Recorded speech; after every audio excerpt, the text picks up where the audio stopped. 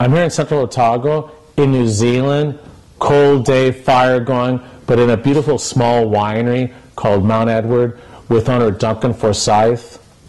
I love the wines.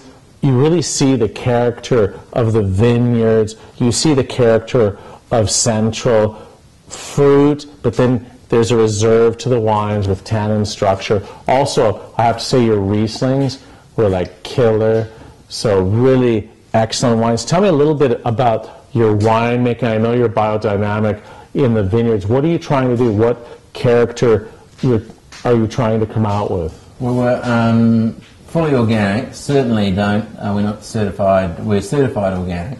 Okay.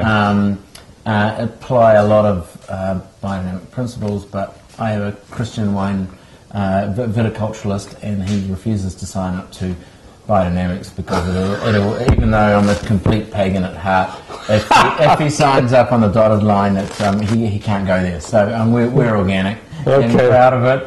I guess it's all about, the thing I like about Central Otago is the acidity, and the acidity for me drives the wines, and the schist here gives you a sense of linearity.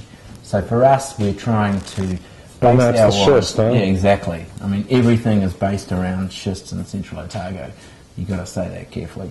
And it gives you a linearity and a sense of precision about the wines. And so you can get that in both the Pinots and the Rieslings. Yeah. And that's what we're trying to highlight, I guess, is a sense of precision and a sense of layering rather than any sort of richness.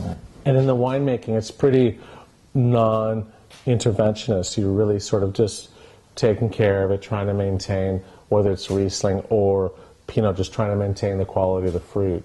You get, I think in Central Otago, it's typified by fruit. And you can mark a Central Otago wine by the precision of its fruit and the clarity of its fruit.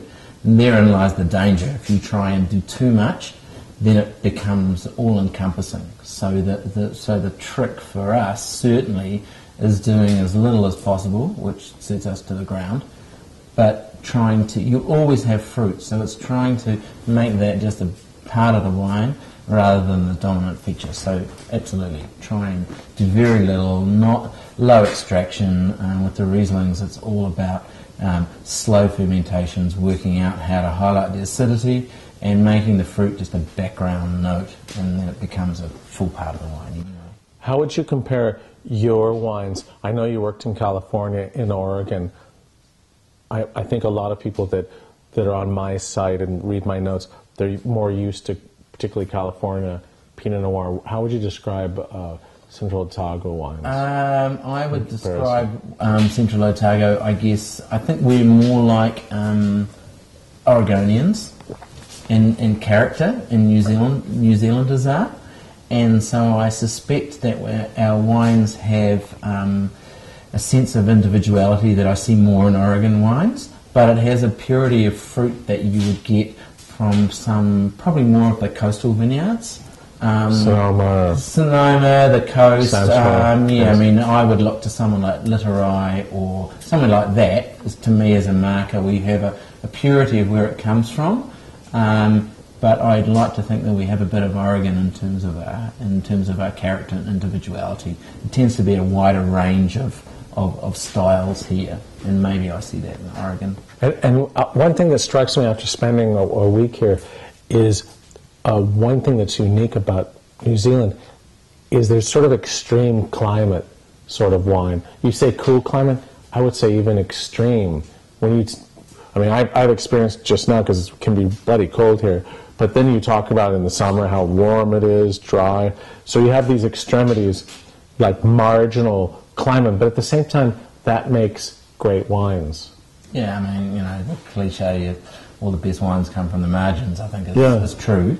And you've just got to find the spots within those that can work. In Central Otago, you've got the only non-maritime influenced area in New Zealand. Other areas in New Zealand making killer wines. What you have here is you have more distinction in that climate change.